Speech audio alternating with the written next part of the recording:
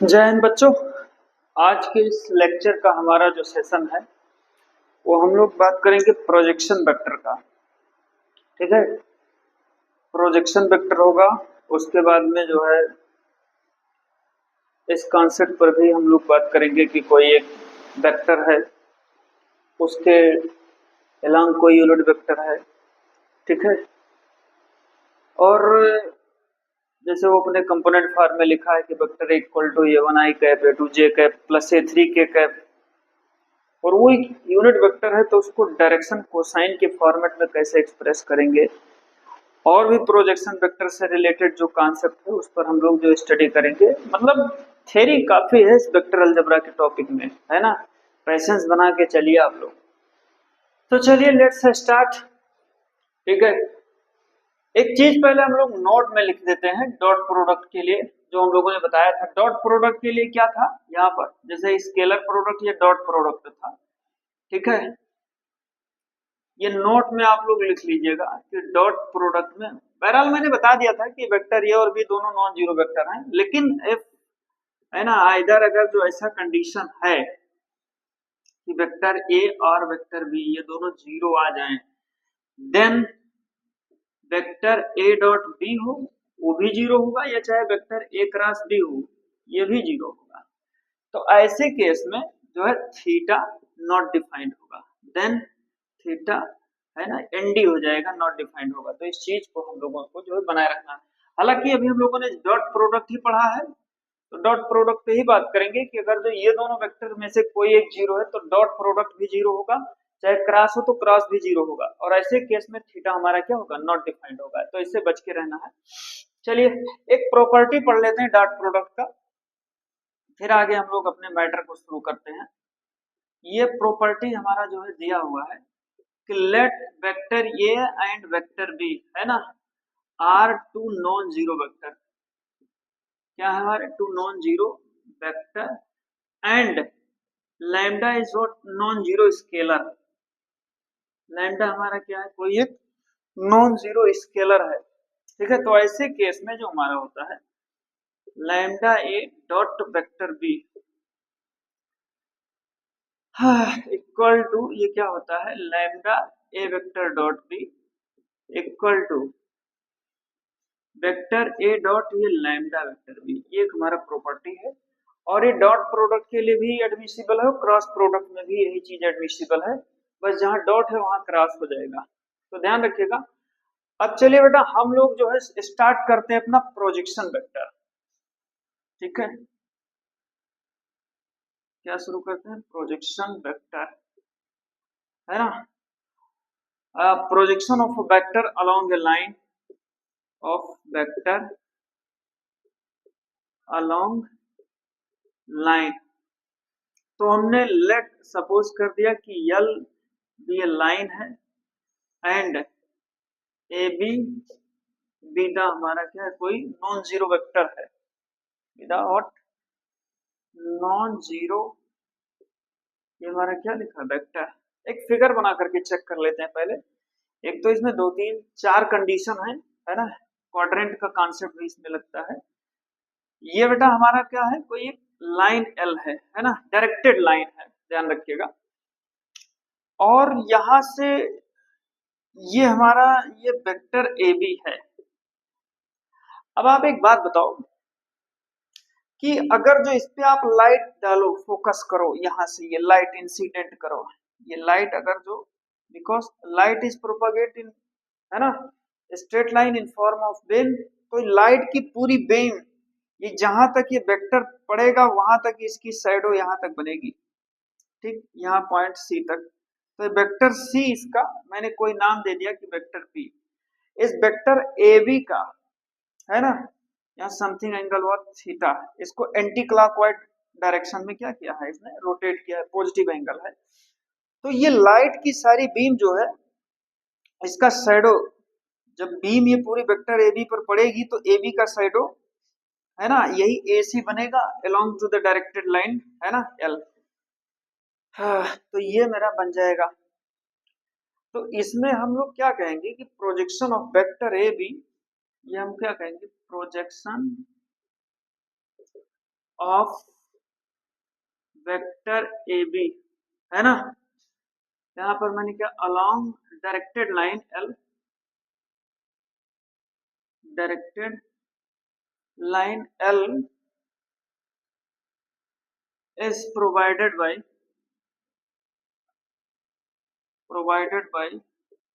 ये हमारा क्या हो जाएगा, vector A C, and that is what given by magnitude of vector A B, ठीक है। और ये हमारा क्या हो जाएगा, cos थीटा ले लेते हैं, तो cos theta equal to base upon hypotenuse, तो ये मेरा क्या हो जाएगा, ये cos थीटा, ठीक है। अच्छा, इसका प्रोजेक्शन क्या है ना, और पी इज कॉल्ड, पी ही कुल मिलाकर के ये एसी को वो पी ही कह देता है, वेक्टर पी यही है ना इसका प्रोजेक्शन। तो पी इक्वल टू क्या हो जाएगा, magnitude of vector A B cos theta, और इस डायरेक्शन का लाइन किधर है, मतलब सॉरी प्रोजेक्शन का लाइन डायरेक्शन किधर है, इस लाइन एल के अकॉर्डिंग ही है ना, which is depend on the value of cos theta as positive और निगेटिव। तो यहाँ पर मैं थोड़ा सा लिख देता हूँ, एंड डायरेक्शन ऑफ प्रोजेक्शन, है ना, same as the direction of line projection vector, यहाँ पी लिख देता हूं मैं, है ना, सेम एज द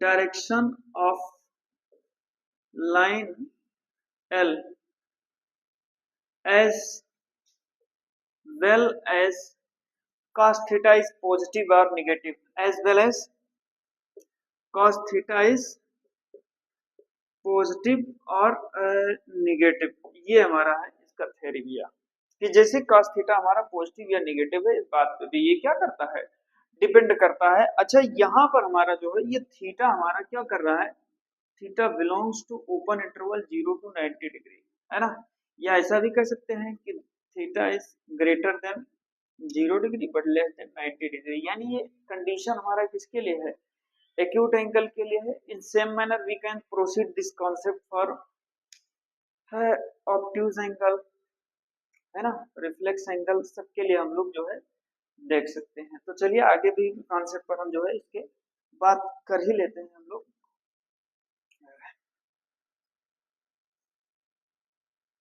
यहाँ पर इसको मैं इरेज किए देता हूँ,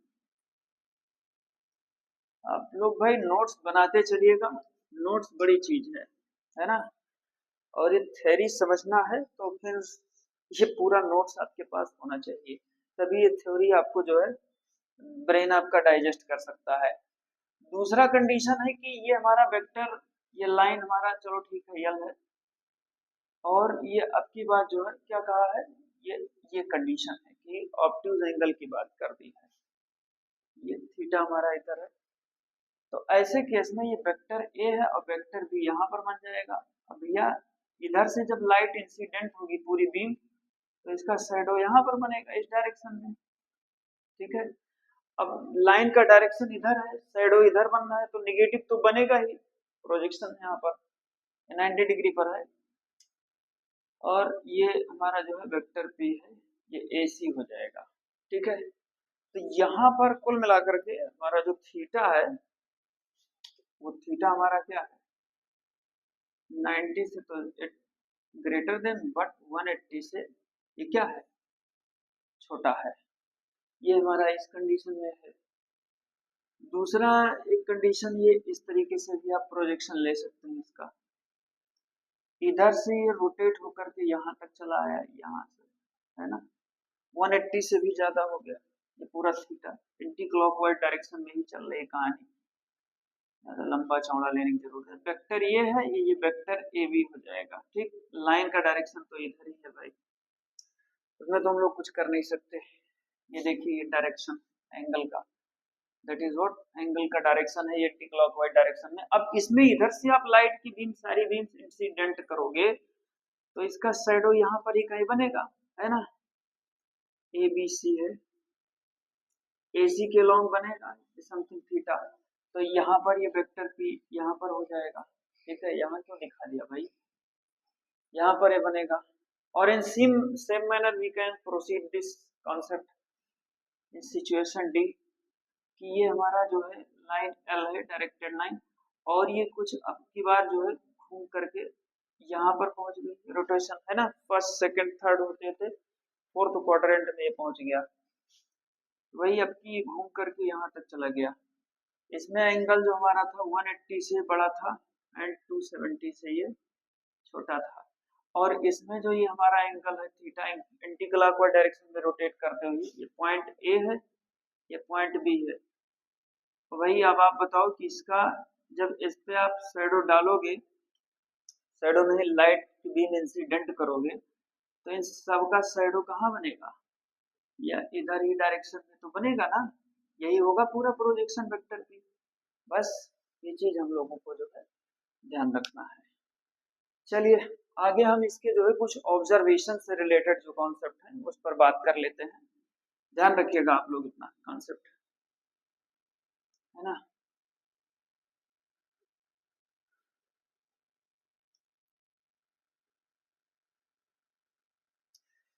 अगला है कि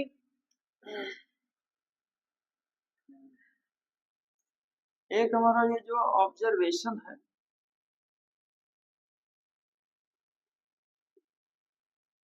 ऑब्जर्वेशन का ये मेरा पहला पॉइंट है कि प्रोजेक्शन ऑफ वेक्टर, ये है ना, projection of vector A on vector B is provided by, ये किसको कैसे दिया लिखा जाएगा, vector A dot B cap, ठीक है। तो ये हमारा क्या हो जाएगा, vector A dot vector B upon magnitude of A vector B, ये आप ध्यान रखिएगा। और दूसरा पॉइंट है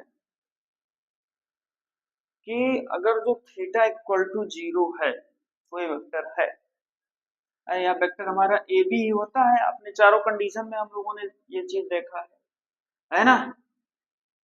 यहाँ पर एक चीज देख लीजिए कि थीटा इक्वल टू 0 है, then projection of vector A B is A B itself, ये ध्यान रखिएगा कि अगर जो थीटा 0 डिग्री पर है तो किसी वेक्टर का प्रोजेक्शन वही वेक्टर खुद हो जाएगा।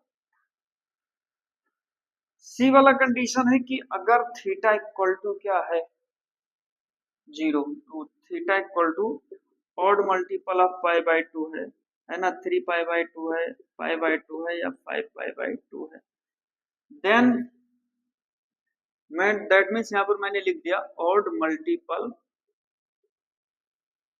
ऑफ, है ना, what, pi by 2, then projection of vector A B, ये हमारा क्या हो जाएगा, 0 हो जाएगा। लेट्स चेक इट, इसमें कोई प्रॉब्लम ना हो।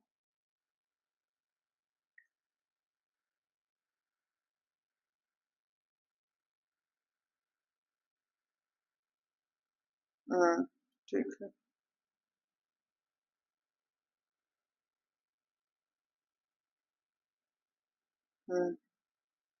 जीरो वेक्टर हो गया। और डी वाला कंडीशन है भैया कि थीटा इक्वल टू अगर जो ये पाई है, then projection of vector A B equal to, ये हमारा क्या हो जाएगा, ये बी ए वेक्टर हो जाएगा, यानी उसका अपोजिट हो जाएगा, यहाँ पर ले लिया गया है।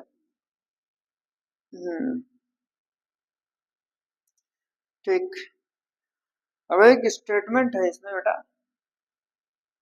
कि ई वाला है कि लेट, ये वेक्टर ए तो हमारा है ही है, यहाँ सब में, इसमें सब में जो है वेक्टर ए बी को कुछ समथिंग वेक्टर ए वो सपोज किया है ना, पहले वाले कंडीशन में भी उसने सपोज किया था, ये हमारा वेक्टर है,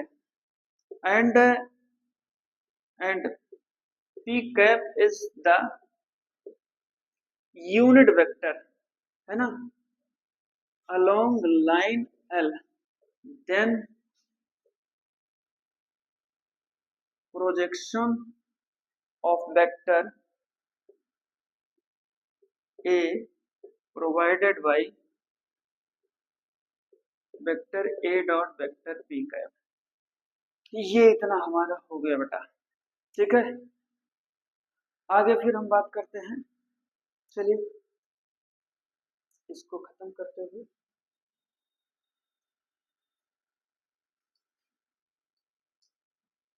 है ना, पूरे वेक्टर अलजेब्रा में पूरी थ्योरी की भरमार है, आप कहाँ तक बचोगे। और आना चाहिए, है ना। इसमें सब में से बीच से कोई कंपटीशन में उठाकर दे दिया, कहीं दे दिया, तो आप क्या लिख देंगे, कॉन्सेप्ट नहीं आएगा, है ना। सवाल तो आप लगा सकते हैं, लेकिन ये थ्योरी आप कैसे क्लियर करेंगे। अगला कहा है, यह एक नोट में, यहाँ एक पॉइंट में ही मैं इस बात को चाहे लिख देता हूँ, है ना। पॉइंट नंबर हमारा जो है ये ई वाला है, ए बी सी डी वाला पॉइंट में लिख देता हूँ कि चूंकि alpha beta and gamma are the direction angle है ना of vector A equal to A1 I cap plus A2 J cap और प्लस A3 के कैप, ठीक है। हाँ, ये तीनों क्या कहा, अल्फा बीटा गामा हमारे जो डायरेक्शन एंगल है इस वेक्टर के, है ना, अलोंग द, है ना, ओ एक्स, और ये इसका हम लोग फिगर भी बना चुके हैं, O X O Z O Y and O Z जो है डायरेक्शन। देन यहां से हमारा जो प्रोजेक्शन फाइंड आउट करना है,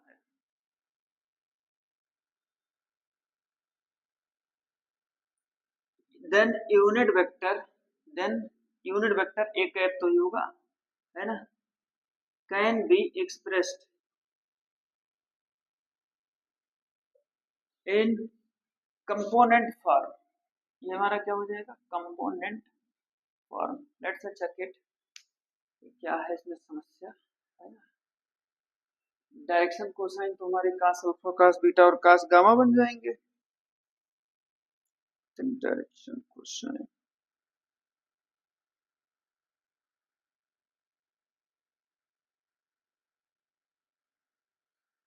यहाँ से क्या कहा है ना, then unit vector can be expressed in form of,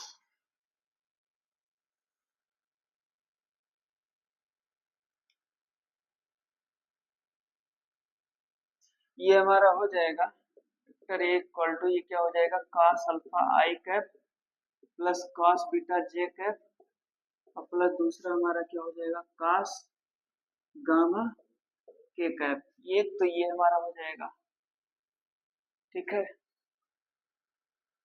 इसमें हम लोगों ने क्या देखा था,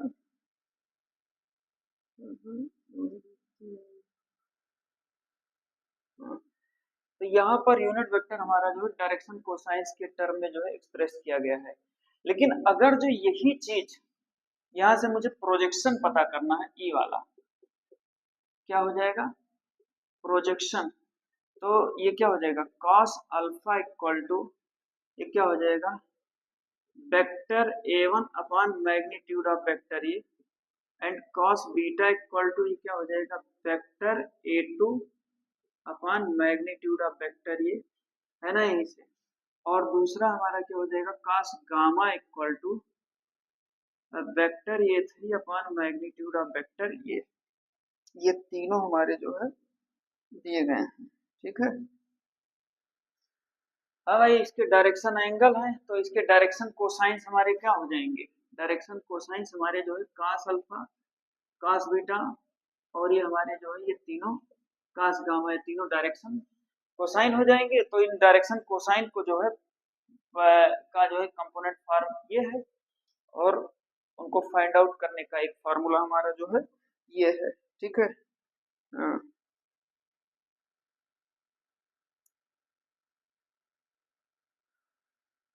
यहाँ से ये तो डायरेक्शन कोसाइंस हो गए, है ना, ये जो है डायरेक्शन कोसाइन वाला हो गया।